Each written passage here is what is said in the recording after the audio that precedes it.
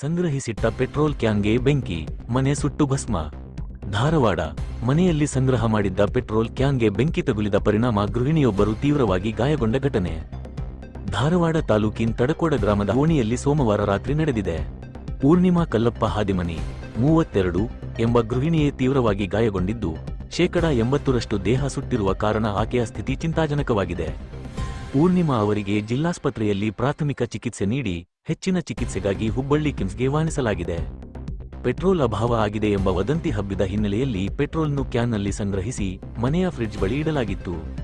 ಪೂರ್ಣಿಮಾ ಅಡುಗೆ ಮನೆಯಲ್ಲಿದ್ದಾಗ ಏಕಾಏಕಿ ಕ್ಯಾನ್ಗೆ ಬೆಂಕಿ ಹೊತ್ತಿಕೊಂಡು ಸ್ಫೋಟಗೊಂಡಿದ್ದು, ಇಡೀ ಮನೆಗೆ ಬೆಂಕಿ ಆವರಿಸಿದೆ.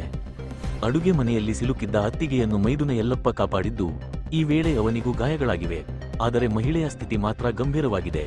ಈ ವೇಳೆ ಮನೆಯ ಸದಸ್ಯರ ಹೊರಗಡೆ ಕುಳಿತಿದ್ದರಿಂದ ಪಾರಾಗಿದ್ದಾರೆ. ಅಗ್ನಿಶಾಮಕದಳ ಸಿಬ್ಬಂದಿ ಸ್ಥಳಕ್ಕೆ ಆಗಮಿಸಿ ಬೆಂಕಿ ನಂದಿಸುವ ಕೆಲಸ ಮಾಡಿದ್ದಾರೆ.